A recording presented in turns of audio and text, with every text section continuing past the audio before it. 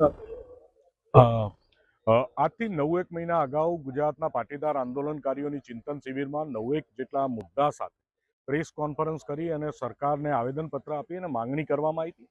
એમાંથી 7 મુદ્દા સોલ્વ થઈ ગયા હતા. 8મો મુદ્દો ભાગેડુ લગ્ન પ્રથાનો સુધારો બાકી હતો. અમે આજે આશાવાદી છીએ કે ભાગેડુ લગ્ન પ્રથાના અનુસંધાનમાં આજે કાયદો બને, મેરેજ રજિસ્ટ્રેશન એક્ટમાં સુધારો થાય અને અમે જે માંગણીઓ અને સુધારા સરકારને સૂચવ્યા છે, સરકાર સાથે ચર્ચા વિચારણા કરી, એ તમામ સુધારા અમલમાં આવે અને એના સાક્ષી બનવા માટે પાટીદાર સમાજની મુખ્ય ધાર્મિક સંસ્થાના આગેવાનો, અન્ય સમાજના આગેવાનો, આંદોલનકારીઓનું પ્રતિનિધિ મંડળ બધા આજે ગૃહમાં હાજરી આપવાના છે. ગૃહમાં હાજરી આપ્યા બાદ નાયબ મુખ્યમંત્રીશ્રી અને કાયદા મંત્રી સાથે પણ બેઠક કરવાના છીએ અને આ કાયદાનો સુધારો અમારી ડિમાન્ડ પ્રમાણે આવી જાય અને સુખદ અંત આવે એ જ અપેક્ષા છે.